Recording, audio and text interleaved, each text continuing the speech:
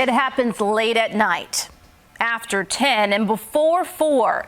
It's called patient dumping. Wait, so y'all just gonna leave this lady out here with no clothes on?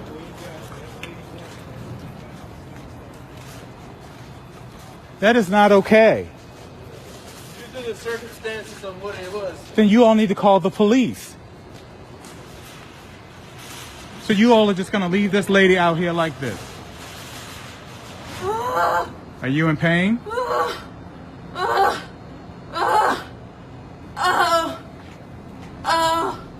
For any society, just to drop somebody off in the middle of the night, and especially with a disability, and expect them to fend for themselves is really barbaric.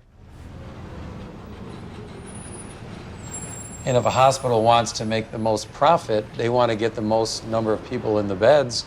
So to get somebody out and get the next person in, find a place, dump them off.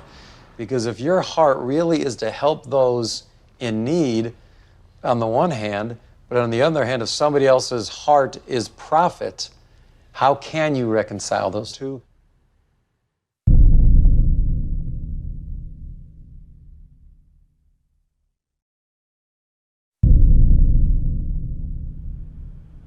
We've had people who have arrived literally in scrubs and open-toed sandals from mental health units where there's been a sort of discharge meeting at sort of 10 o'clock in the morning, 5 o'clock in the afternoon, they're put in a taxi and sent down to us. Last year we had a man who had been discharged from the local hospital 9 days after having open heart surgery.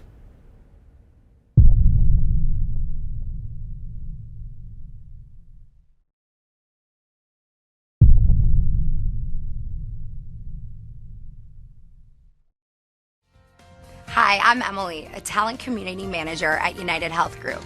Here at United Health Group, we're providing healthcare to over 90 million people worldwide. Hi, I'm Allison, and I just became eligible for Medicare, so I signed up for a Humana Medicare Advantage and prescription drug plan. I'm excited.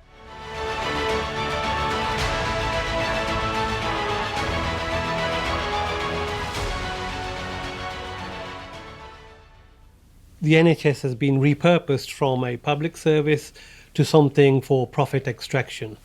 And all the changes we have seen have just been about liberating up these potential assets for the corporate raiders to take them over.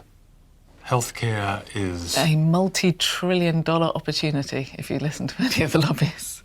It is. I mean, globally, if you look at it, it is a huge, huge market, potential market, and the NHS stands out as a 120-odd billion pound opportunity. Lobbyists normally lobby for one or two reasons: a threat or an opportunity. And the NHS is a nice, juicy opportunity. We share in the risk of ill health together. It's a joint project.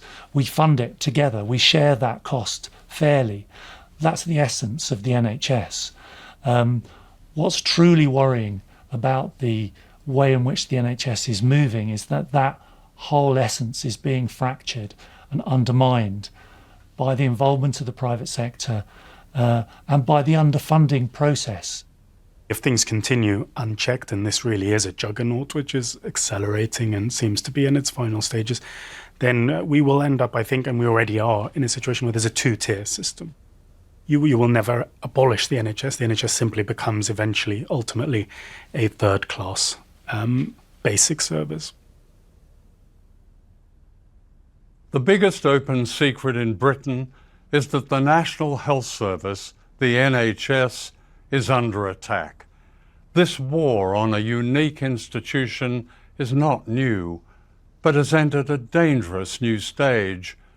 In 2019, more of the NHS was sold to private firms than ever before. The term privatization is seldom used. Its reality concealed in corporate spin, in deceitful words like reform and partnership. Of course, the NHS may look and feel the same, and it works often brilliantly, but it's changing fast. with hospitals forced to compete and profit-making companies cutting back on vital services, especially to the vulnerable. This film is a tribute to an institution that gave freedom from fear to millions, the first of its kind in the world, a last bastion of true public service. It's also a film about democracy. Above all, it's a warning. This is Michael and Matthew Moncrief, who lost their father, Trevor, to a heart attack. Aged 66, Trevor Moncrief lived in Melton Mowbray in Leicestershire. He died after an ambulance from a private company, Amvale, answered a 999 call to his home.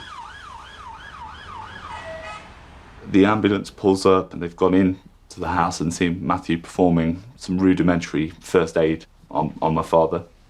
At which point they've taken out their machine, taken out the defibrillator, charged it up. Things look like they're going okay, and at the point at which they try to administer a shock, the defibrillator fails, causing great consternation amongst the staff, and that they need a new defibrillator on site as soon as possible. But they're unable to get hold of the people who can dispatch that. A text is sent to a call centre.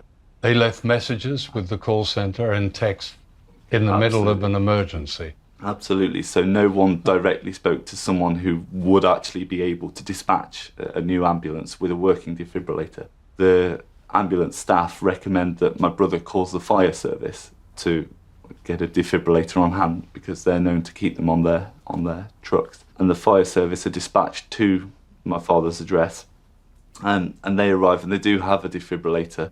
But obviously this is all contributing to a general scene of chaos. This is all valuable time that's being lost in an extremely critical period of a heart attack. And we're still yet to hear back from the call centre at this point. So the situation's kind of descended into a harrowing farce. There followed confusion about which hospital to take Mr. Moncrief. He was taken first to Grantham and stabilised, then to Lincoln, a heart specialist centre, a journey of 45 minutes. Every subsequent action kind of went wrong. It feels as if there was nothing in place to account for this eventuality, and that from that point onwards we just entered this kind of Kafkaesque nightmare of poor decision after poor decision after poor decision, which we're certain led to his untimely passing. A report by a leading cardiologist found that Trevor Moncrief most likely would have lived had he received the proper emergency care. And what we have here is defibrillators that have been bought second-hand, that haven't been tested effectively or properly for many a month because they haven't purchased the devices with the manufacturer's guidelines, which smacks of cutting corners. It smacks of people trying to cut costs, to make profit, and not to provide the best care for people who desperately need it. In 2018, the NHS in England spent more than £92 million on private ambulances and taxis for patients. Many carry the NHS logo, but look closely. Often unknown to the public, private ambulances are frequently sent to emergencies. In 2019, the Care Quality Commission warned that patients were put at risk by private ambulances. East Midlands Ambulance Service, which employed Amvale, apologised to the family. They declined to give an interview. A Freedom of Information search has since revealed that Amvale was still in service in the East Midlands in 2017, 3 years after the death of Trevor Moncrief. Keith Salt waited almost a year for a gallbladder operation. He was in constant pain. In 2013, he was offered the procedure in a private hospital, Spire Parkway in Solihull. The NHS would pay for it. A feature of privatisation is that thousands of NHS operations are outsourced to private hospitals, many of which do not have the same facilities as the NHS, the same expertise, and the same responsibility if something goes wrong. Unlike the NHS, private hospitals like Spire Parkway have slick corporate advertising. When did you find out that something was wrong? When I actually came round in intensive care, and they were standing at the consultant was standing over saying us they'd experienced problems, and that was the reason for why I was where I was. What was the result of this mistake? He nipped the bile duct. It was a 75% cut in it, and I had one of the worst injuries of a bile duct that you could have without, I suppose, dying. When I did delve into what these kind of injuries do, a lot of people in a few years back was quite bad, and a lot didn't survive beyond 12 months with this kind of injury. I'll just get this right. Dr. Mercer, the specialist who rescued the situation, yeah, I suppose, he came from the NHS hospital. The QE, yes. Yeah, the QE. Queen Elizabeth. But yes, it isn't until later that you suddenly realise that, unlike an NHS hospital, when there is a problem, they haven't got the backup to call on at that particular time, as you do in an NH hospital where they've got probably several in the same field that they can call on at that time. Had you known this before, would you have gone over to it? I was desperate at that time to just get it done, yeah, I was in that much pain. Do you think the NHS should send patients like yourself to private hospitals? Well, I thought it was good at the time. I mean, I must say, I was quite impressed in the fact that going into a private hospital, as opposed to when you saw the surroundings and what was... Why were you impressed? Just simply because of the difference in what you were getting for even the rooms, the reception areas, the facilities. It was just so impressive for somebody who only ever went to an NHS hospital as to what suddenly you were being given. So it looked good? It looked good, yeah. Didn't end up being good, but it looked good.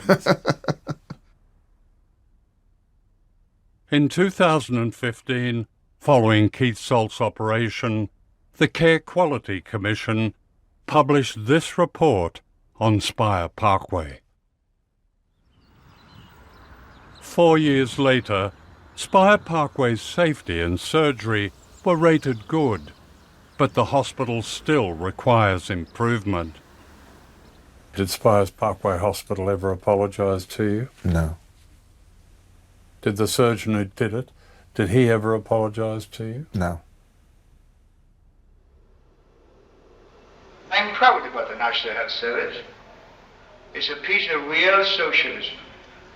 And there is nowhere in any nation in the world, communist or capitalist, any health service to compare with it. The National Health Service was not a gift from above. It was conceived in the blood, sweat and tears of ordinary people who had built the imperial might and wealth of Britain, and yet often lived in abject poverty.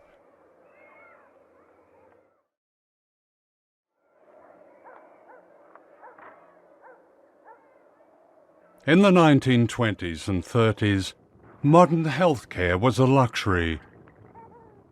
Children died from Dickensian diseases. Women still died in childbirth. Infection ravaged slums without running water and sanitation.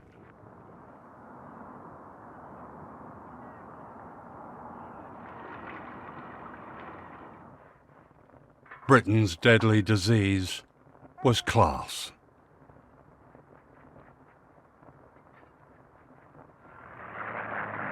The Second World War was a political awakening for millions of ordinary men and women.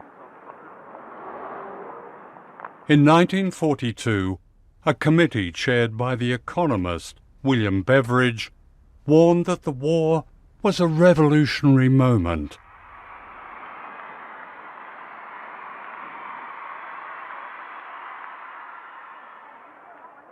The elite were worried.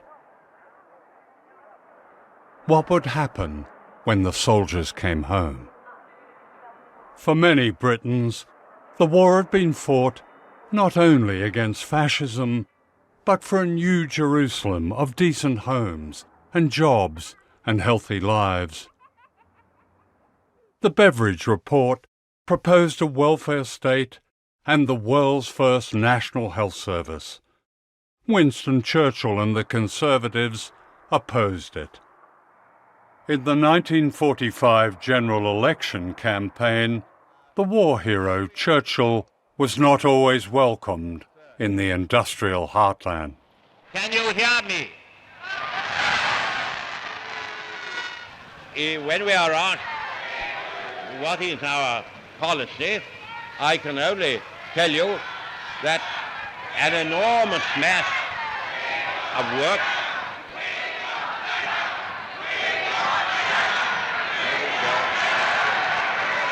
very substantial advances in the human heart and the human head will have to be made before we can adopt the full glorious utopias which the socialist wool-gatherers placed before us. The utopian wool-gatherers would soon have their say at the ballot box, representing the majority of Britons. The soldiers' paper, the Daily Mirror, called for a vote for them, meaning the men and women who had won the war, and the right to a new freedom, said the Mirror, of equal opportunities and robust health. Labour's landslide victory was a shock. And the tremors didn't stop there and became open rebellion. In the Far East, 50,000 airmen went on strike in more than 60 Royal Air Force bases, the greatest mass mutiny in British history. The issue was democracy and the right to be demobilised and not to be part of an imperial presence east of Suez. Arrested and court-martialed, the strike leaders were set free after a public outcry that symbolised a Britain that was now changing fast. On July the 5th, 1948, the most momentous social change of all was announced by this leaflet delivered to every household. This leaflet is coming through your letterbox one day soon, or maybe you have already had your copy. Read it carefully. It tells you what the new National Health Service is and how you can use what it offers. Study the leaflet, then keep it by you. You'll need it for reference.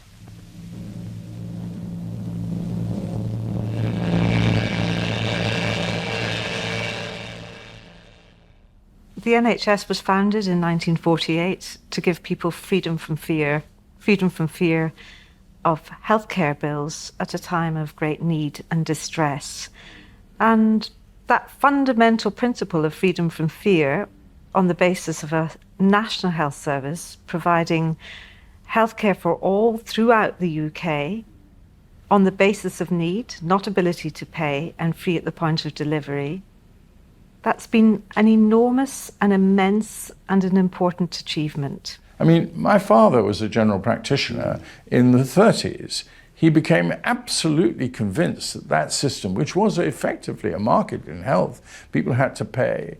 He hated asking for payment from people he knew couldn't do it. He looked on 1948 as a day of freedom when he no longer had to ask people to pay. We had something principled and almost lovely. There was a relationship between the doctor and the patient, the one-on-one, all-important relationship, nurse and patient, which is really the essence of healthcare, was one that there was no market interference, no market exchange. Creating an ethos that you were part of something greater than yourself, it is actually a collective act of genius from 1948 to 58 to 68.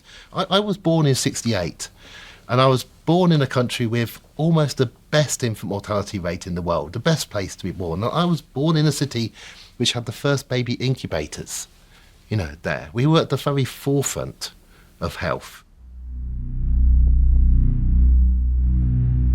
But in the 1970s, a secret plan to sell off nationalised industry was drawn up as Margaret Thatcher prepared to take power.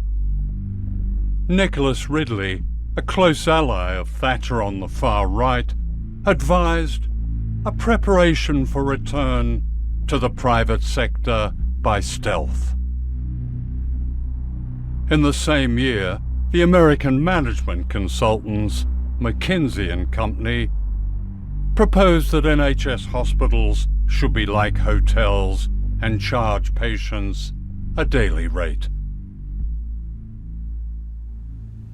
What is the history of this revisionism of the NHS?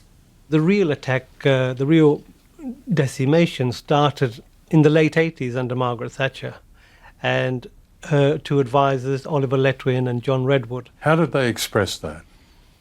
They produced a document called Britain's Biggest Enterprise, and this set out how to get from a public service to an insurance-based system.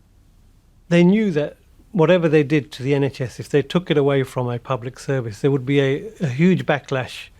So key to the plan was to do it very surreptitiously and covertly and over a long period of time. But it was the new Labour government of Tony Blair that accelerated the sell-off. Blair used an accountancy trick called Private Finance Initiative, or PFI. New hospitals were effectively owned by the companies that built them under disastrous pay-later terms. The effect of PFI has been to deliberately burden hospitals with huge debts, and these debts were structured in such a way that they would become more onerous over time. And what that does, it removes money away from the delivery of care, because PFI repayments are ring-fenced, so money has to go to pay the PFI above any other call on that money. So you end up having the servicing of the debt in preference to the providing of care for patients. And we've seen hospitals close down. Neighbouring hospitals which don't have a PFI debt have been sacrificed to bail out hospitals with PFI debts. So if you look at the total PFI debt within the NHS, we've borrowed about 11 billion and we're going to be paying back in excess of 80 billion over 30 to 40 years. And much of this was secret, wasn't it? The way PFI was introduced, it was never explained in a way that the public could understand what a con, what a fraud this was. At one point, though, the Labour government at one point was looking at, actually, I think it was about a third of the NHS assets were going to be effectively privatised in this way and handed over to PFI. And were these deals accountable, publicly accountable? They were profoundly secretive. I mean, you couldn't get any access to what was going on at all. They were all behind closed doors. It's an enormous, appalling public scandal. 124 hospitals and more are now designed, built and operated using private finance. And remember, it was accompanied by one of the biggest hospital closure programs and land disposal programmes. In the late 1990s, Labour's Health Secretary, Alan Milburn, declared his undying love for the NHS. This is a once-in-a-lifetime opportunity for the NHS to redesign its services around its patients. We've got more money going in, and that will allow us now to get the basics right, to get more nurses, more doctors, more beds in the system. But if we're going to get the best from the money, and we're going to get the best for the patient, then there has to be some big changes. What the changes concealed was the beginning of a sell-off. The Blair government pushed through Parliament a series of bills that opened the door to private business and PFI. Having overseen the changes to the NHS, Alan Milburn left the government and later joined the board of Bridgepoint Capital, a private equity company. Welcome to Care UK. In 2010, Bridgepoint bought Care UK, one of the biggest healthcare companies contracted to the NHS. Which balances making a profit and delivering quality NHS services. This is Simon Stevens, Tony Blair's health advisor. In 2004, Stevens stepped into the revolving door and was hired by the American health industry giant United Health. United Health Group believes that businesses and consumers will want to do business with us because we hold integrity at such a high level. Integrity isn't hard. It's living our beliefs, it's being ethical, it's being honest. Honesty, integrity, maybe. But United Health has another reputation. Its former chief executive, William Maguire, known as Dollar Bill, was forced to give back $620 million in the biggest share scandal in corporate history. After 10 years with United Health, Simon Stevens was brought back by the coalition government as head of the National Health Service in England. Under the coalition government, the budget of the NHS was cut from an average annual increase of 4% to 1%.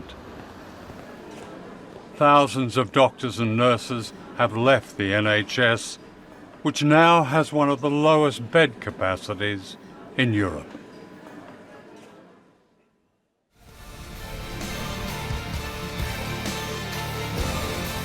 In the NHS today, one American company stands out, McKenzie, the management consultants with a worldwide reputation for helping governments reform public services.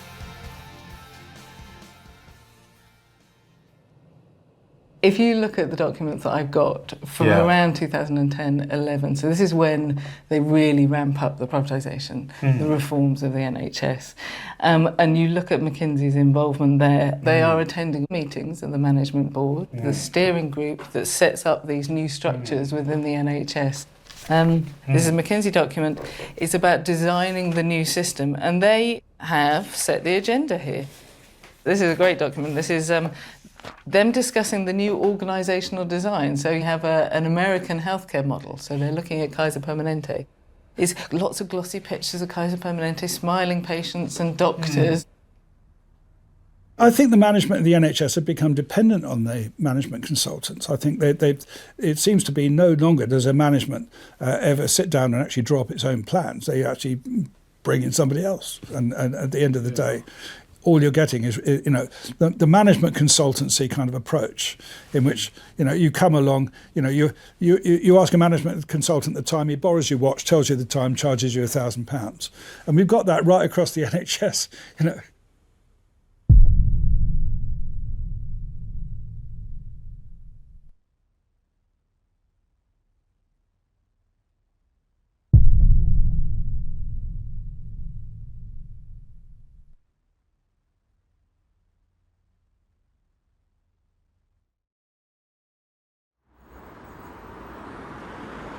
This is the centre of Britain's democracy, Westminster.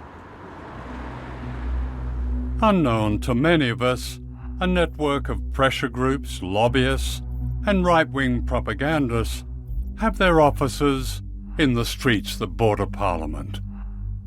Their target is the National Health Service. Tamsin Cave and I are taking a tour. Okay, and this humble abode just round from Parliament is the Institute of Economic Affairs. Tell me about them. The IEA is an incredibly effective propaganda machine. You look at the size of it, it's not a big, massive advertising company or lobbying agency. It's a small organisation. But the relationship it has with the media is incredibly tight. So it manages to get its messages into the tabloid press, it's all over the internet, but particularly the BBC. We do know from other sources that it has taken money from the tobacco companies. So for somebody like Philip Morris, the huge tobacco giant, they describe the IEA as particularly useful in getting its messages out into the public domain. Yeah. The NHS represents everything that the IEA stands against. So it is a public institution, but right now it has some friends in very high places. Okay, we're now in Tufton Street. It's worth noting that Tufton Street is kind of like this epicentre for these kind of think tanks. You've got the low tax advocates over there, you've got your climate change deniers over there, you've got your privatisers over there, your deregulators, they're all here. It's brilliant. And in the middle of it, you've got the Centre for Policy Studies, which this was Margaret Thatcher's think tank. So these are the offices of another free market think tank, business lobby group. It's called Reform.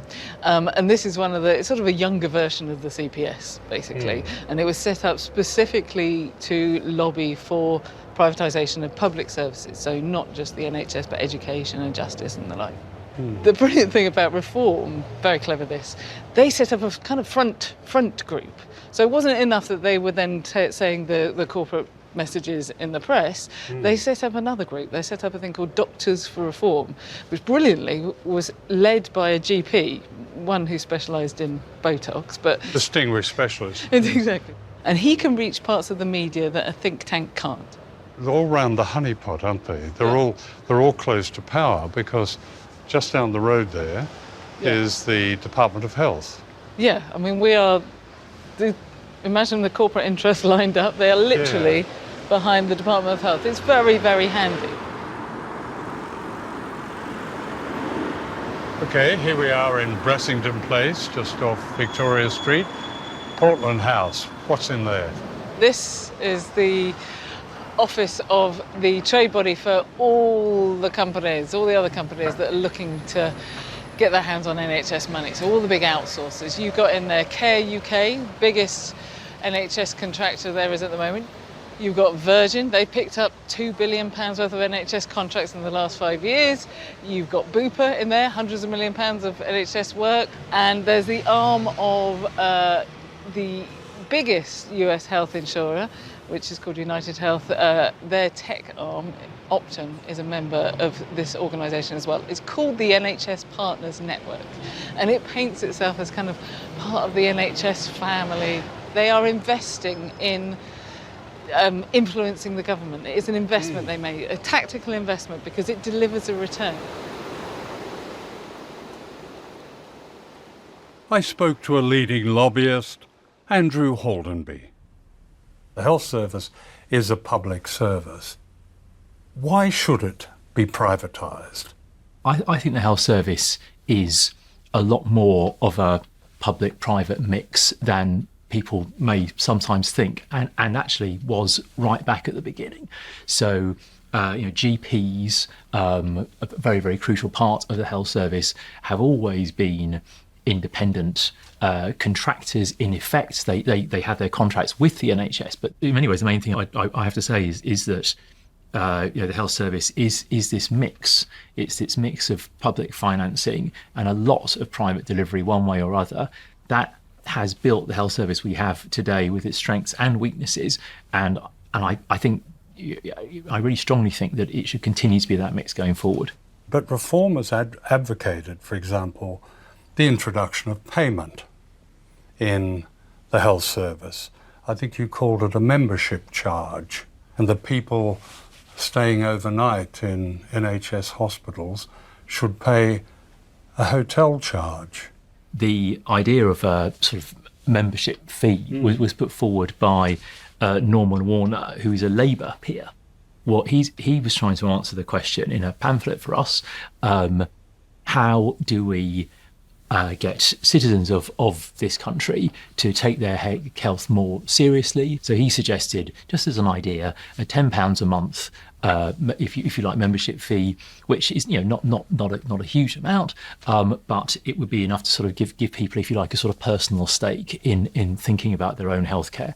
Certainly, if we think of something like technology, which will be absolutely core, it's already core, always has been core, but going forward, it's very exciting to think what new technology can do to the delivery of healthcare.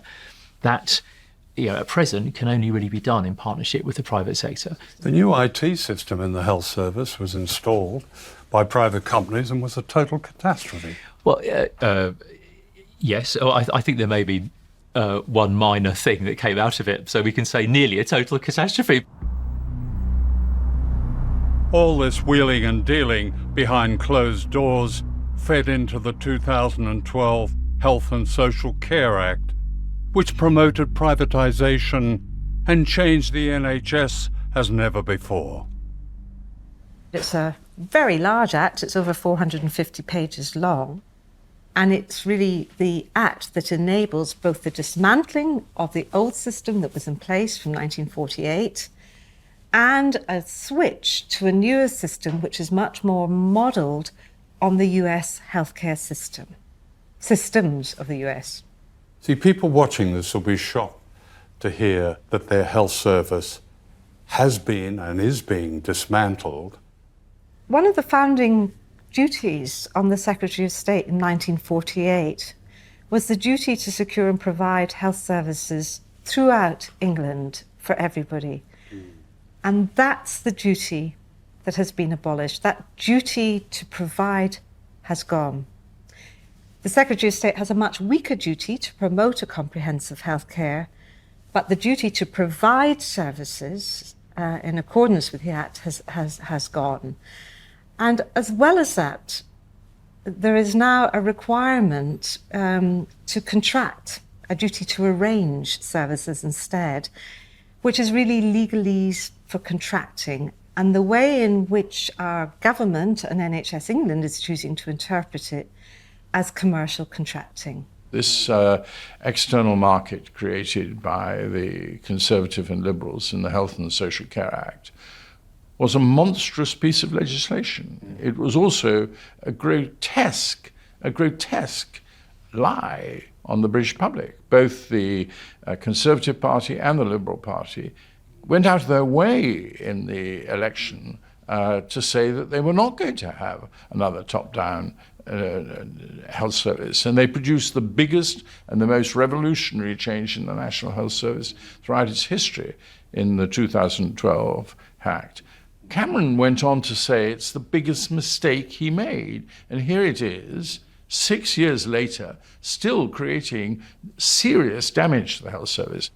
The biggest lie is that somehow markets and competition will improve healthcare. We know from all the evidence that's available that the more you privatise the system, the more you introduce waste and you introduce conflicts of interest. So that is a big lie. The NHS prior to the Thatcher reforms, the administrative costs were estimated to be less than 5%. But we know now best estimates are that the cost of the market bureaucracy is running in the order of 20%. So that is 15% diverted away from the delivery of care. The beauty of the NHS came from its simplicity. And you had money coming from the Treasury to health authorities, and this was divided out between the hospitals and the GPs. There was no need for this army of intermediaries we now have. The NHS crisis, which is no longer a winter crisis, it's an all-year-round crisis. And that's how privatisation is manifest. But it's very convenient because it looks like it's the NHS that doesn't work. It looks like it's the principle of publicly funded, provided and owned healthcare, which doesn't work. What people can't see is everything we've discussed behind the scenes, that it doesn't work because tens of billions are being siphoned off to running a market system, to the PFI debt, to outsourcing profits, to management consultants. So 2,500 years ago, this woman was walking on the streets of Babylon, and she sees a frog, and the frog says, "Lady, please pick me up and give me a kiss. I will turn into the most beautiful, handsome prince you've ever seen." This is Ali Passa, a former Goldman Sachs trader and super salesman who claims he is starting a world revolution in healthcare. Not just us. We're about to change everything about healthcare. It's going to become completely democratized, maybe not in the next 5 years, but certainly in the next 10 years. It's going to become accessible, it's going to be affordable, it's going to be everywhere. Right? Ali Passa became a national figure in Britain when his company Circle Health won a contract to run Hinchingbrook Hospital in Cambridgeshire from 2012. It was an historic moment for the NHS, the first NHS hospital to be effectively sold off. We were classed as a failing hospital, so we were informed that this great businessman was coming in. Ali Passa. Yes, and I must admit, when I first met him, I thought, what a charismatic, inspiring man we have here. You know, that's how he came across. And he said, "So you have my expertise, and I am going to take this hospital to great heights. You are going to be the best hospital in the UK. Dream the impossible." That's what he kept saying. He kept saying, "Dream the impossible." Dream the impossible, yes. Okay. Yes. We had a meeting where Vince Cable, the then business secretary, attended. And he was obviously very, very friendly with Ali Passa. They came up together. And Mr. Cable came and he sat opposite me. And he was talking very, very businesslike. And he said to me, "Do not have any doubts about Mr. Passa's ability. He will make this hospital fly as a business. It will thrive as a business." It was all this business. And I looked at him and I said, "You know, I don't mean to be rude or anything, but this is a hospital. It's the NHS. I don't see it as a business." And yes. What reaction did you get? He said, "Yes, it is, my dear. It is a business." We asked Vince Cable for a response. He says he has no recollection of the conversation. The selling of Hinchingbrook Hospital is a story of propaganda. This is how the BBC's Newsnight reported the exciting prospect of Britain's first privatised NHS hospital. For the first time in the UK, a district general hospital was given over to a private sector organisation to manage. 6 months on from the start of that experiment, Newsnight has been given exclusive access to Hinchingbrook to find out what's changed. So in one of our wards in here, we're getting 100% satisfaction of our patients. There is still a way to go. Nevertheless, at Hinchingbrook, they're celebrating the 6th-month milestone with cupcakes. We're feeling that now. We're satisfied with looking after every single one of our patients. These partner meetings are a big part of the turnaround strategy. They're called partner meetings because the staff now own 49% of the company. That's part of the plan, reigniting and then harnessing their creative enthusiasm. Our response to that was that every person that worked at that hospital and the local community already had a stake in that hospital. They didn't need to become shareholders in some fantasy scheme. And to be honest, I didn't want to be a part of that. That didn't sit right with me. And I actually said that. I said, I don't want to have shares. I said, this is the NHS. I just want to do my job. It was a 10-year contract. They promised absolutely astonishing levels of savings. It was absolutely incredible. It was something in the region of 300 million over 10 years. They sold this idea that they were going to get all the staff working in the new corporate way. And so they gave them all new uniforms. So they no longer had NHS uniforms. They were Circle Hinchingbrook uniforms. They decided that as lead nurses, we would then, on top of our jobs, we would meet daily and go around all of the wards, our own wards, and look very carefully. It would take an hour or so of our working life to look into the patients to see if we could actually get them out quicker. And we used to have to do that and have our results back for Circle by 1 o'clock every day as to how many patients we could move out, so that we could accommodate the planned admissions, and the planned admissions are the ones that bring the money in. And the sad thing was, as lead nurses, we were all put up against each other. So there were 6 of us, and we all used to work really well before Circle, but because of the nature of it, it became very competitive. In the performance meetings and in the operational meetings, it was a competition. And therefore, that cohesiveness didn't exist anymore. So if you still had patients blocking beds, as they say, then you would be failing in this competitive situation. Well, yes, and I was always a failure. I was always told that, so it gets to you when you're being told that. But before 2012 was over, Ali Passa had stepped down, taking a contractual payment of more than £500,000. In 2015, a Care Quality Commission report revealed that the safety of patients at Hinchingbrook, including children, was at risk. Circle disputed the report and says it won a national award for patient care. The Care Quality Commission were brought in, and there was a damning report produced, so bad in fact that they put the hospital, for the first time that they'd had to do this, in special measures. Circle withdrew from the contract, a dramatic failure in terms of the privatisation project. In 2015, Circle abandoned Hinchingbrook, which returned to NHS control. Why were these people allowed to run a hospital? Because what happened when they withdrew 3 years into a 10-year contract, the NHS was left to pick up not only the financial damage, but the damage it caused to the local community and to the staff who had to work through these 3 years of incompetence. One day I came into work as usual, and my brain had just switched off. My bleep kept going off, and I couldn't remember how to recall my bleep. It was as if my brain had gone. Couldn't function. Oh. So, yeah. It's okay. It's okay. It's very sad. It's a very painful memory. It's a job you loved. So it was really sad because I'd worked there so long.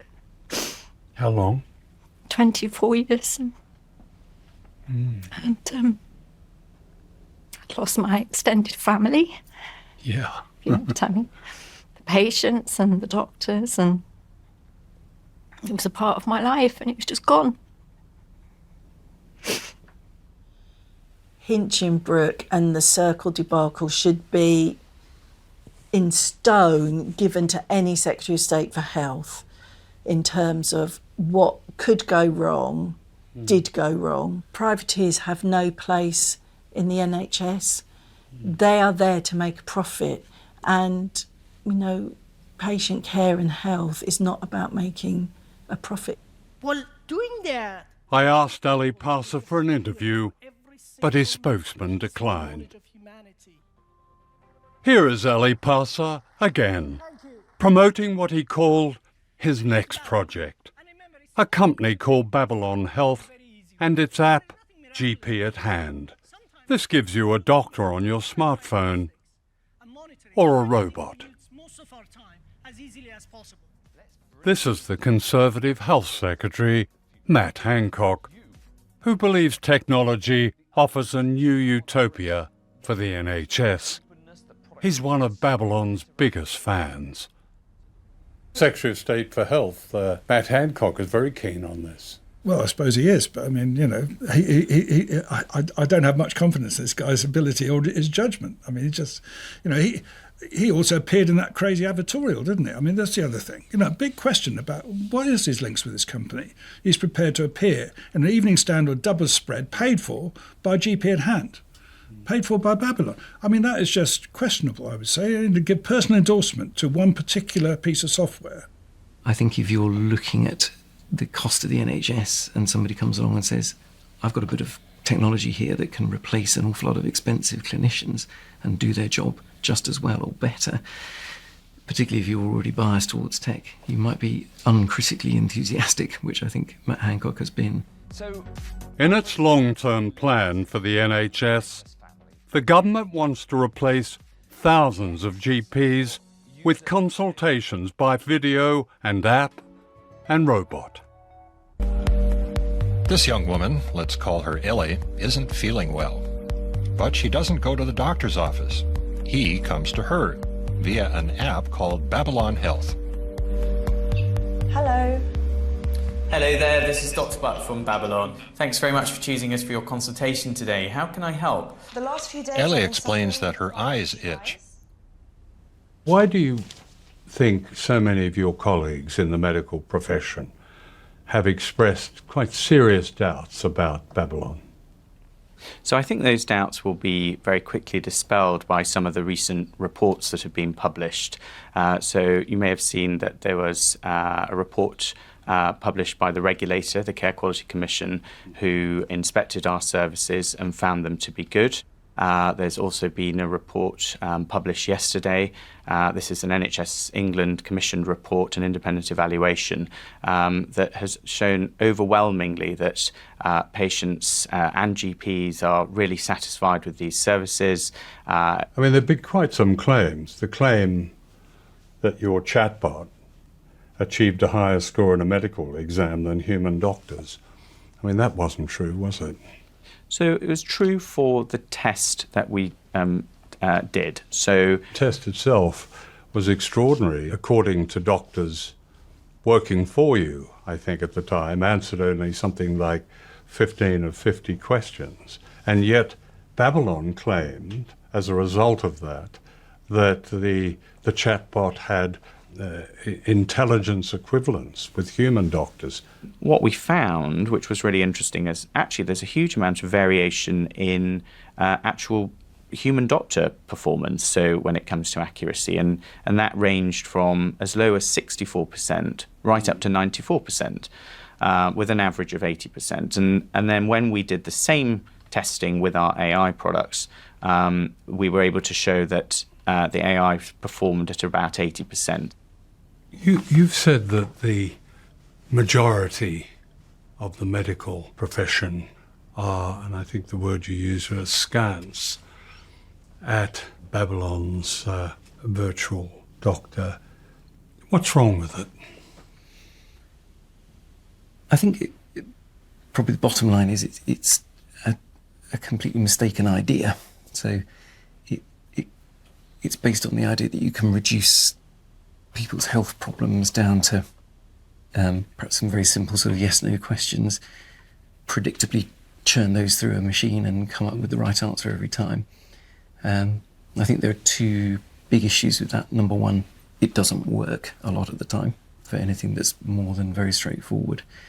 So when I'm consulting with patients, they may come with the same kind of symptom. And what I try and do is I try and understand what it is that's worrying them and what I need to do to be able to address their particular concerns. So it's less about the symptom and more about the person who's got it. I mean, the advertising standards has picked you up on a number of things described as misleading. One of them was it was 100% safe or 100% the best in the world. So I think sometimes things are taken out of context, and that example that you cite of 100% safe is actually accurate, but it's 100% safe in the test that we performed. Now, that doesn't, of course, mean... Is anything 100% well, safe? That's a good point. But, you know, and that's why it's very important that's why I'm saying, you know, that it's all about the detail. So actually, in the particular test, the results showed it was 100% safe. But that, of course, doesn't mean it's 100% safe all of the time. And as you rightfully point out, can anything be 100% safe? I mean, medicine is a science, but it's an art, it's a humanity. And machines have no emotional intelligence. They cannot understand people. They can't understand metaphor. They can't... you know, probably the majority of what my patients communicate to me, they communicate not in words, but in what they do with their body, what they don't say, how they choose to answer my question. And I'm constantly understanding them through communication that's nothing to do with words. And again, a machine cannot understand human communication in that way. What we say in words is actually only a very small part, a minority of what we're actually trying to say. I mean, Babylon is the progeny of Circle Health. Circle Health has a rather notorious reputation. And I don't need to go over the details, but it took over Hinchingbrooke Hospital, and you talked about the Care Quality Commission giving you a good report. Well, it gave it Hinchingbrooke, after Circle had been there, its worst report. Of course, I can't really speak on behalf of Circle, not having had anything to do with that organisation. What I do know is, you know, our founder, Dr. Ali Passa, as you mentioned, actually, you know, did some really amazing transformative things in Circle and took the hospital you mentioned, Hinchingbrooke, from being a failing hospital to actually being a highly performing hospital. Now, no, that's, excuse me. But things changed after he left. It didn't become highly performing. And I mean, I can't obviously specifically comment on Circle, but what I can comment on with great confidence is the Babylon as an organisation, and actually, you know, I can't commend Dr. Passa enough for his leadership. You know, if you think about the success of Babylon and everything that we've managed to achieve to transform patient care here in the UK and beyond. You have words and you have actions. And the actions are taking us further and further towards an American model. The words keep spouting out the rhetoric, but the actions are taking us further away from that public good towards the kind of American model. So the actions are what tell us what's going on. This is Chicago's all-news station. News Radio 780 and 105.9 FM and CBSChicago.com. WBBM News Time, 10:53. The News Watch continues. Lifting Chicago several tons. Chicago is one of America's wealthiest cities. Article 25 of the Universal Declaration of Human Rights says that everyone has the right to a standard of living adequate for the health and well-being of a family, including food, clothing, housing, and medical care. In the United States, that right has yet to be granted.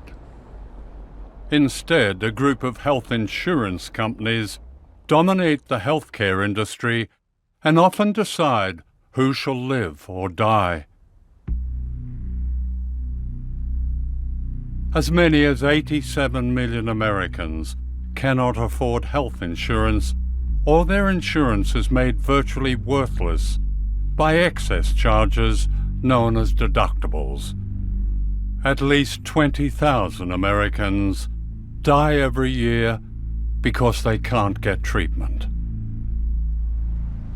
And this is the system that inspires so-called reform of the NHS. It happens late at night. after 10 and before 4. It's called patient dumping.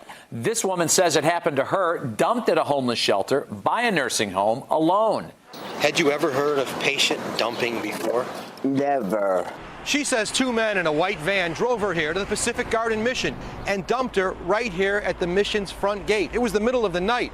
She was in a wheelchair and she didn't have her medication. For any society, just to drop somebody off, especially with a disability, and expect them to fend for themselves is really barbaric. And when we saw these things happening, we were appalled at that practice.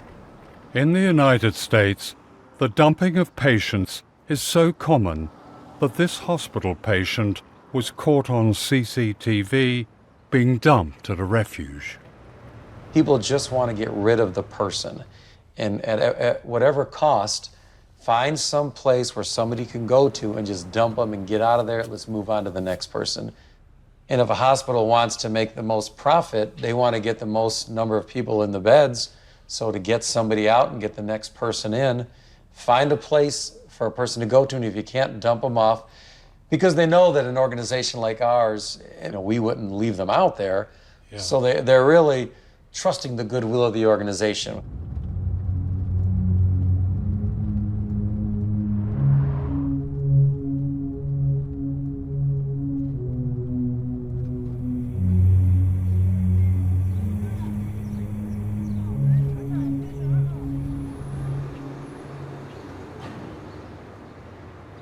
On the other side of Chicago, in what is known as Skid Row, is Franciscan House, a former broom factory that's another refuge for the unwanted sick dumped by hospitals.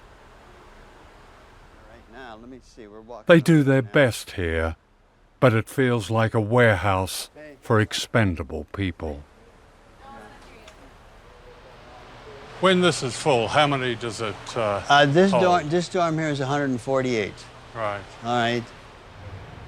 What happens to people who have no health insurance, or maybe have health insurance, but it's not adequate? So it's not like the hospital calls us and says, this person's coming over. We're going to dump a patient. And this is these are the issues. All right. No, their driver's going to come by the front door and is ready to just drop them off right there.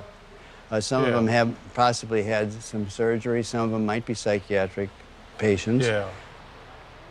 Sometimes we have to call an ambulance to have them readmitted to a hospital because they're just not well enough to navigate the place on their own. But sometimes we're nowhere near the door and the person gets dropped off. And so they can be very quick, and it doesn't take much to open the door and let somebody out.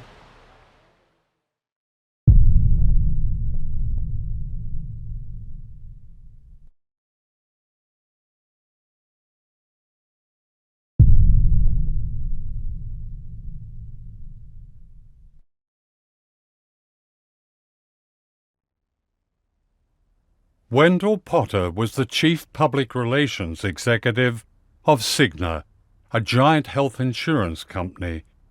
His job was to spin the company's propaganda, often, as he describes, with deadly effect. You were the spokesman, the public voice for a health insurance industry whose routine practices, and I quote you, amount to a death sentence for thousands of Americans every year. Yeah. That's an extraordinary statement. Could you talk a little bit It's about not that? extraordinary when you look at the reality of our healthcare system. That happens all the time. Every day, decisions are made by insurance company employees as to whether or not you will get some life-saving care. There was one case in particular. It involved a 17-year-old girl in Los Angeles who needed a liver transplant, and her doctors at UCLA Medical Center said they felt the chances were significantly good that she would come through the surgery and live many years. Just remind me of her name. Her name is Natalie Sarkeesian, and there was a medical doctor at Cigna 2,500 miles away in Pittsburgh who looked at the request for prior authorization, which is, again, a term that is prevalent in our system. Doctors have to ask insurance companies in advance for permission to proceed with a procedure, or at least to get coverage for it, or some assurance that it'll be paid for.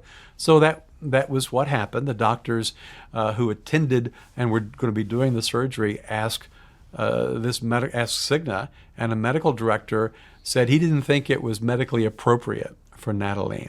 What did that mean, medically appropriate? Well, even though the policy covered transplants, in his subjective opinion, he said he did not think that her doctors were correct. He had never seen Natalie. He had never examined her.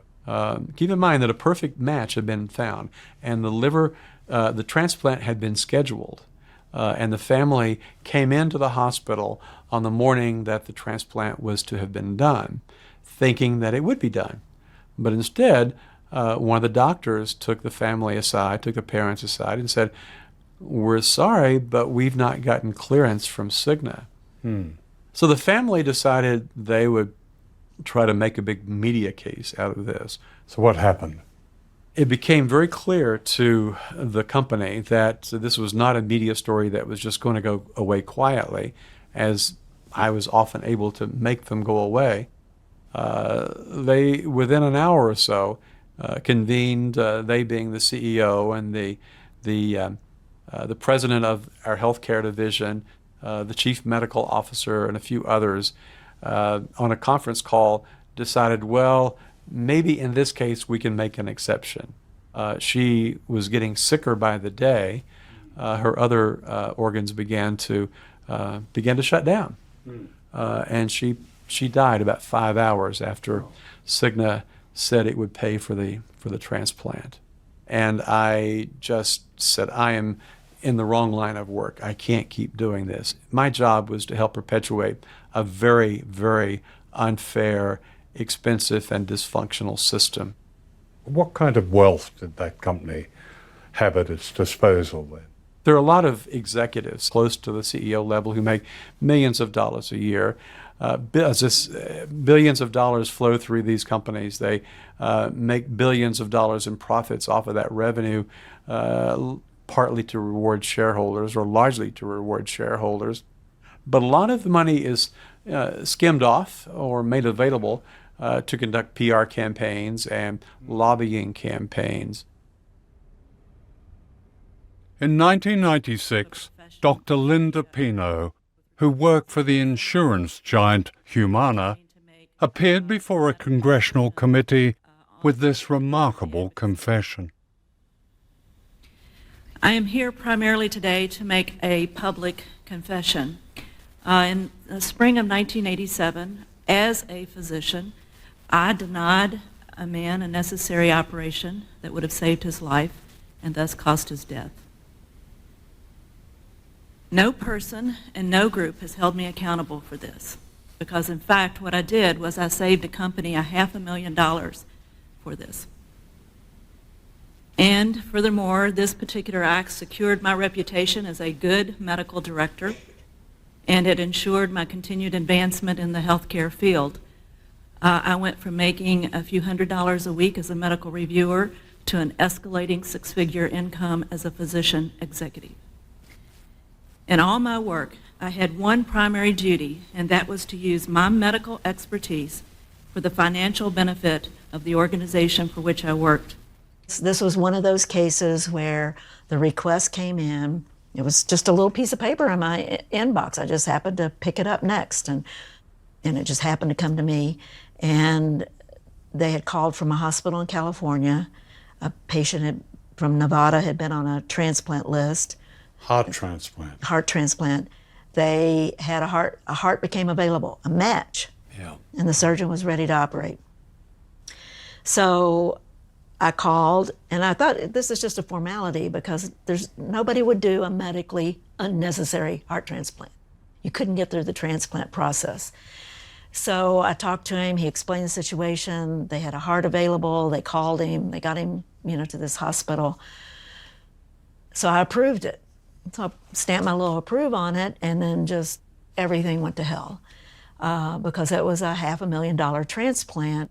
So then all these people start rushing in. We got to figure out a way to deny it. We can't pay for it. You got to call the doctor back. I'm a physician. I know what the consequences are going to be to this man who doesn't get his heart. He's going to continue to deteriorate, and his congestive heart failure could last 2 days, 2 years, but he's been consigned to cardiac hell. I mean, he's going to slowly deteriorate. And whether he died 2 days later or 2 years later, I participated in consigning this man to death. I mean, I signed his death warrant. I would try to do the best thing I could do as a physician, but I was always coming up against this huge machine that was just grinding away to keep patients from getting what they needed, because that costs money. I mean, the whole purpose was to make money. That's the risk for all these other attempts at privatizing portions of something like the NHS, is when you begin to hand over the benefits, the funds, to these private companies to manage. I mean, their goal is going to be to make money, not to provide better care or more care or appropriate care.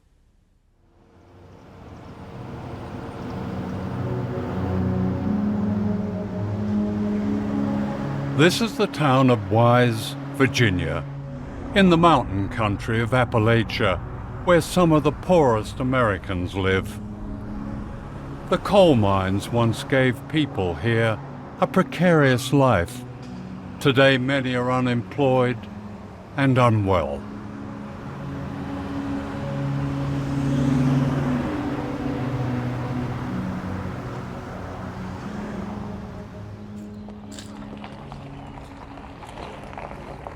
Every summer, an extraordinary event comes to Wise, offering free health care of a kind unknown in the United States. This is Remote Area Medical, known as RAM.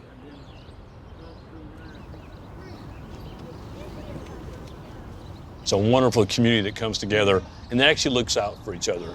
Yeah. They come in, we greet them in the morning, starting at 5, 6 o'clock in the morning. To come through and we register them. We don't ask them identifying questions. Yeah. We don't care if they have insurance, we don't care their income, demographics. We just ask them, where does it hurt and how can we help you?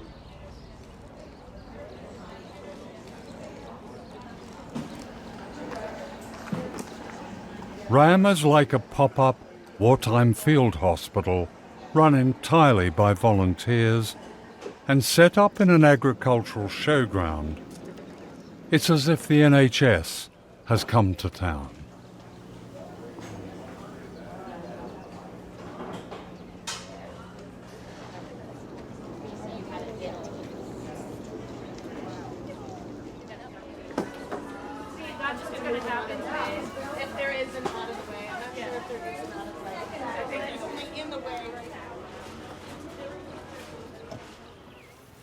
People wait for days for the clinics to open, sleeping in their cars.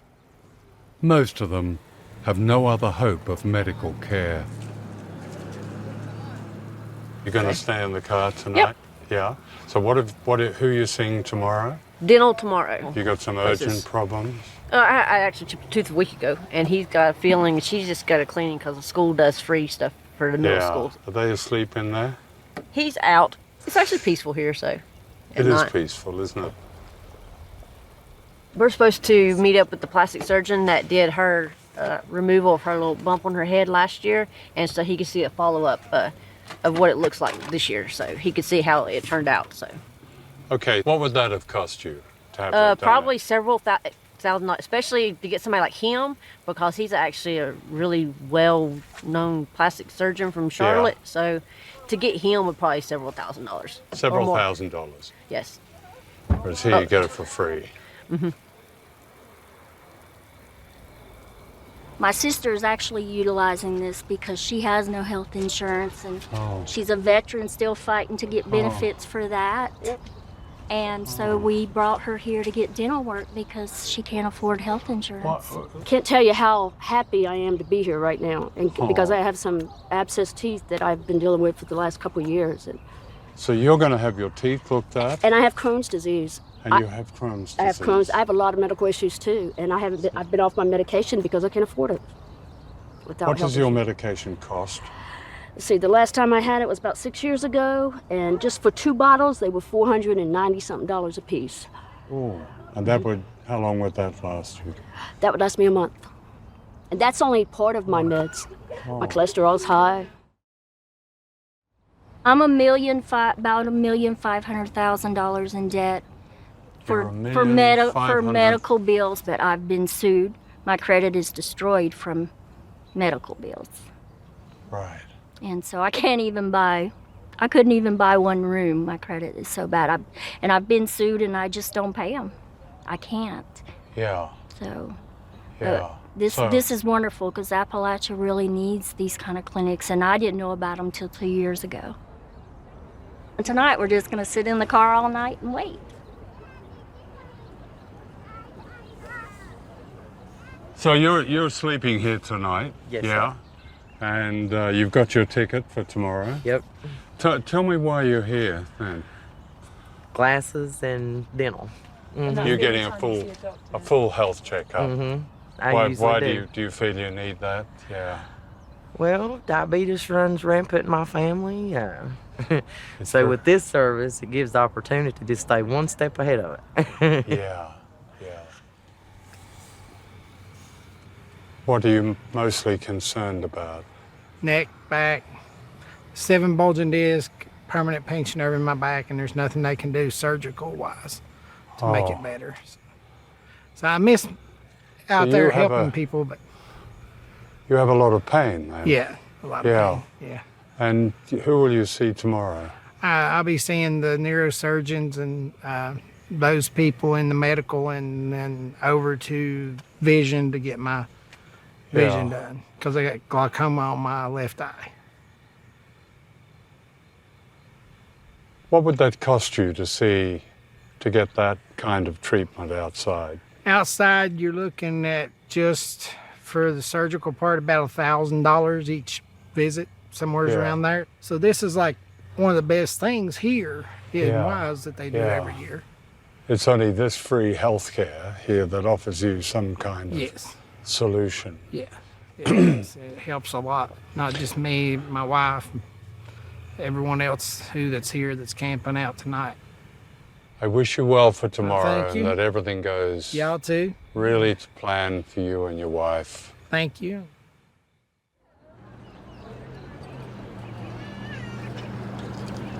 It's 6 a.m. and the sun is just coming up. Everyone has a number. Anybody with a numbered admission ticket below 40? Yeah, I know you're a cheerleader. 41, 42, 43, 44, 45. We're offering mammograms, pap smears. We're taking chest x-rays. We're doing EKGs inside. Can I ask you why you're here?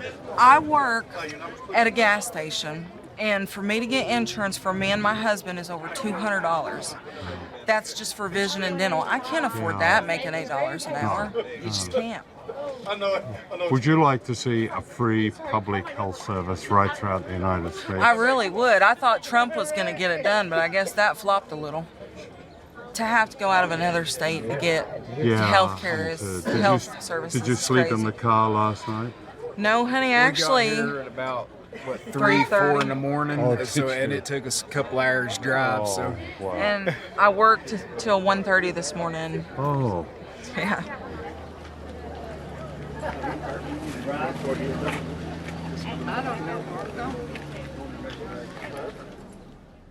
RAM was founded in 1985 by the late Stan Brock, a Londoner who believed passionately in the right of people to health care, regardless of their ability to pay. Stan was the world's expert on free health care. It had to be free. It had to be real care, high quality. He didn't want us to tell somebody to go find a doctor or a dentist. Stan was the guy who could inspire the workers. He could inspire the volunteers. And his words were simple. We need you. And that is why you folks are gathered here today. And in Stan's honor, we will never forget the mission.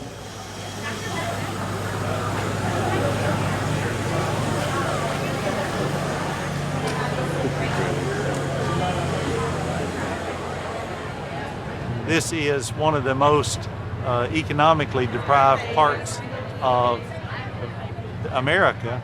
The coal industry boomed in years past and has mostly declined. We have some counties out here that have no dentist, and there are lots of specialties that we don't have at all that cities take for granted. The nurse practitioner at the health wagon wanted me to come because I have chest pain sometimes, and my blood pressure is like uncontrollable. Okay, can you describe your chest pain? What kind of a pain Well, is there? sometimes it hurts like a dull hurt. I'm armed in some, but this morning it's just been like sharp twinges. Do you smoke? Yes. We're a belt of disease. We're a belt of lung disease. I'm a pulmonologist, so we're a belt of asthma, COPD, smoking. We're a belt of lung cancer. We're a belt of heart disease, stroke. We're a belt of obesity, and we're a belt of opioid use tied into mental health issues. So when they come to you, what typically do they come with? They're short of breath, they have a cough, they have exercise limitation, they're having difficulty working, and we can do a chest x-ray on the mobile unit. We can do a breathing test, a pulmonary function. Are you able to catch disease in time? We did find 3 lung cancers in one day here at this event. And so we do find serious disease with chest x-ray or other screenings. But the most common thing we find is of course the common diseases, discovering high blood pressure, discovering diabetes. We discover things that they have no idea about. A lot of the patients know they don't feel very well, but they don't know why. They're trying to cope, trying to exist. Diabetes is a disease that people tend to deny. They don't even like the word diabetes. In the mountains, they'll say, got a little sugar. They won't say the word diabetes. And they're trying to cope by putting off till tomorrow what they can't afford today. It's a bit of a lifesaver here, isn't it? Yeah, this is a great program. Fantastic program. I mean, what were the people who live around here who don't have the medical facilities? They do without. Yeah, they do without. They have no teeth or partial teeth. They have no diabetic treatment, no high blood pressure treatment. So if they come here, they at least get some medicine. Typically, what are you dealing with here? What are you treating? We've seen several patients this morning that have received more than 10 extractions. Well, the reason these people are here because they can't afford to go to the dentist. They can't afford to go to the dentist, or they have insurance that really isn't working for them. Some of these people who work in these small communities, their insurance may only be acceptable in a regional area. Go outside that region, the insurance isn't accepted. It just sounds like chaos. It is. It's chaos, and it's a vicious cycle, and that's why things like these are so important. Sandbrook was quoted yesterday about the famous quote of all healthcare should be free. Right. Yeah, I don't deny that. I don't disagree with that. And people are suffering. It doesn't make much sense to me as a human being. When and how is there going to be free healthcare in the United States? Not in my lifetime. And our pharmaceuticals are unbelievably expensive, the highest cost for drugs in the world. In other countries, I can get medicine. I can go to India and buy medicine for pennies and give it out to patients. But here, when I, as a charitable doctor, go to get one asthma inhaler for one patient, that's $400 for 1 month's supply for an asthma patient, when 6% of our population has asthma. It's like an incredible ripoff.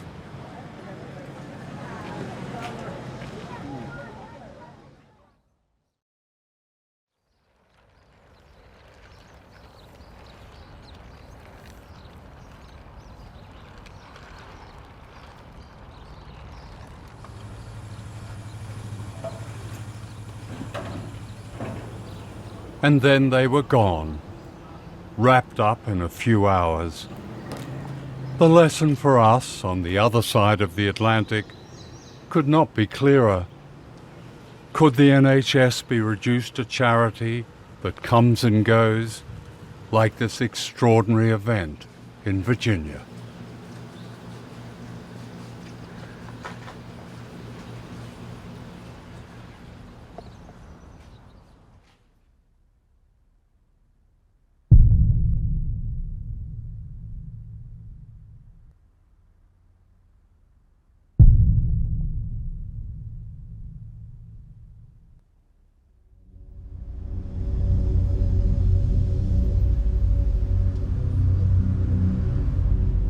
This is the City of London, home to some of the world's richest money movers, gamblers, insurance companies, hedge funds, and banks. It was here and in Wall Street that the great financial crash of 2008 was caused by a system of greed, mismanagement, and corruption, most of it rescued by the government. And it was here that the imposition of an extreme ideology called austerity was justified. Austerity is one of the propaganda triumphs of the age because there's no need for austerity. There is a debt owed by banks that were bailed out with our money. We, the people, don't owe a penny. Then why are we paying for it? Why are the poorest picking up the bill when some of the biggest companies in the world pay little or no tax? Why has mass poverty returned to Britain? Why are the very premises of civilized life, of which the National Health Service is a beacon, being run down or put up for sale? Why, according to one study, is there the greatest rise in mortality in 50 years? The study undertaken by you and your colleagues gave up some really damning evidence that thousands of excess deaths in England and Wales were linked to cuts in the health service. In the first 7 weeks of 2018, an additional person died every 7 minutes. The only thing that fits is austerity, the cuts to the health service, but cuts to social care as well. Because as the cuts got deeper and deeper, people began to die faster. The frail and the elderly first, elderly women who are much more likely to be living on their own than elderly men. And we first said this over 4 years ago. And the cuts continued, and then life expectancy itself began to drop. You're talking about 120,000 people so far who have died earlier than they would otherwise. For child and infant mortality, we're ranked, well, neonatal deaths, we're 19th in Europe. And that's getting worse. One thing that shocks medics, our babies used to have a 3 times better chance of not dying than babies in Portugal in the 60s and 70s. Portugal was always put forward as a terrible place to be born. Now you're much more likely to get to your first birthday if you're born in Portugal than in the UK. The changes in the health service have a great deal to do with privatization. Yeah. The change of the character of the health service has much to do with that. Yeah. And in making this film, we found that it's much more prevalent, certainly than I realized.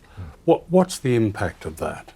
When you think you're part of something which is truly precious to people, that's when you work longer hours that you're not paid for. That's when you spend another minute with somebody that you wouldn't otherwise. Turn it into a business where their customers are not patients. And, you know, the same way that most people treat their jobs, it's how you get paid, but it's not a vocation. And that's very dangerous with health, because you really want the people looking after your health to actually care about you, not care about when they're going to be going off shift.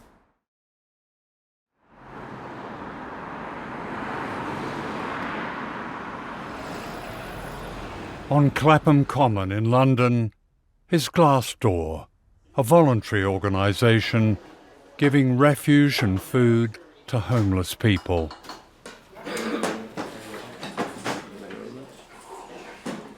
For some of the people here, their predicament bears a striking likeness to patient dumping in the United States. We're getting a lot of emergency discharges from local hospitals. We're getting a lot of people who have been seen by their local mental health units and been told that although they do have a mental health problem, they don't meet the threshold for care. We've had people who have arrived literally in scrubs and open-toed sandals from mental health units where there's been a sort of discharge meeting at sort of 10 o'clock in the morning, 5 o'clock in the afternoon, they're put in a taxi and sent down to us. Last year we had a man who had been discharged from the local hospital 9 days after having open heart surgery. We have NHS workers who are homeless. You know, it's a testament to their staggering loyalty that even though they are sleeping rough, they'll get up at 7 o'clock in the morning, dust themselves off and go into work. They go and work in the NHS? Yes. Having slept rough? Having slept rough, yep. We have care workers, we have healthcare assistants, people who go out and do personal care for our ageing relatives, our sick individuals, have oftentimes been sleeping on a church floor the night before. This is St Stephen's Church in the heart of London, just behind the Houses of Parliament. It's midwinter. And this is David Coombe, whose remarkable organisation, Street Souls, cares for the victims of austerity. With hot meals, clothes, glasses that people can no longer afford, and above all, a warm place where people can feel human again. David, just describe Street Souls and how it began. What I really wanted to do was a compassionate act involving my two younger children at the time, who I think were 6 and 8 maybe at the time. And I said to them just before Christmas, I said, we're not going to buy Christmas presents this year, boys. We're going to buy sleeping bags for the homeless people, and we're going to take soup and sandwiches out to the homeless, which of course didn't go down too well, as you can imagine, with young lads. We got a big van full up with sandwiches and soup and literally drove around London, and we did this several times. What struck you at first about the people you met? That they were just like me. One thing that was very apparent was it's not as portrayed in the media. There's not drunk, everyone's not drunk, everyone's not a drug addict. In fact, I'd say that was a minority, you know, totally the opposite of what most people would probably believe. A lot of these people just had misfortunate events in their lives. That direct connection between political decisions and homelessness, that's something you see, isn't it? Yeah, very much so. You know, in 2010, Westminster City Council tried to pass a bylaw within central Westminster to make it illegal to sleep rough and punishable by, I think it's a Tariff 5 fine of £500, you know, which is kind of crazy. A homeless person's not going to have £500, but also illegal to feed homeless people. What's the direct connection between austerity and the people that you help here? The lack of aftercare is something that I've noticed. You know, some of the guys we have here have had some quite major operations, are effectively turfed back out on the streets. Give me an example. Well, I've got a fella who has had a couple of knee operations, and what he calls home is a janitor's closet of 7 foot by 4 foot in a block of flats, you know, and that's where he goes, that's where he convalesces. Another lovely chap who had, I'm not sure what surgery, but major surgery, so his chest looked rather like a sort of a quilt. Had to go in a place he was given 5 stories up with no lift, immediately having this operation where he had 140 stitches or whatever. And it's just so wrong. It's, you know, it's in out, you know, it's free up the beds and, you know. Yeah. You know, the life expectancy on the street is 47 years old. You know. 47. 47. It's heartbreaking because the bar is set so high now on who you can admit to hospital because there are so few hospital beds. You know, it really is a case that unless you're threatening to imminently kill yourself or you're psychotic to the point of just incredibly disturbed as an individual or a threat to other people, then you're sent home. And unless What if home is not a home? What if it's in the streets? Well, it's just heartbreaking. I mean, there's been a lot of occasions when I've had to send someone out onto the streets and you just send them out into the night and you don't know what's going to happen to them. John Watts works with David Coombe as a volunteer. We're on his regular run to check on people with nowhere to sleep in near freezing temperatures, but on the streets. We've created a have and have not society, and we don't like to particularly see ones who have not. David was saying that life expectancy of people on the streets was 47. Yeah. How long has he been there, do you think? Months. Months. Yeah. Excuse me, have you part of the crew? I'm part of Street Souls. Have you got a spare I sleeping need to bag? get one. I've just come out of the jail. Haven't I got need a one. sleeping I've got bag. one sleeping bag Aye. left. Oh, Thank you. you. All right. Diamond. Baby, I haven't got one. Please. In, Oh, please. I'll please, be baby. back in 2 weeks. Yep. 1, you can't use the toilet. 2, you can't get housing. 3, we're having a nervous breakdown. And it's not good. That's wrong. What happens to their health? It deteriorates rapidly. They suffer from all sorts of things, and their mental health suffers. They don't sleep enough. They only get a couple of hours sleep because they're either moved on or they're nervous about people, and it's just a downward spiral, basically. Yeah. For those who are not used to being homeless, to sleeping on a cold pavement, that must be a shock. I think it would be a shock for anybody. Anybody. It's bad enough in the summer, and in this weather and in these temperatures. Yeah. I just find it unbelievable in the 21st century. But, Yeah. yeah. Why is this happening in 2019, middle of London? Sorry. We stop filming when the frustration of one rough sleeper spills over. Okay. Okay. Yeah. Sorry. Okay. Sorry.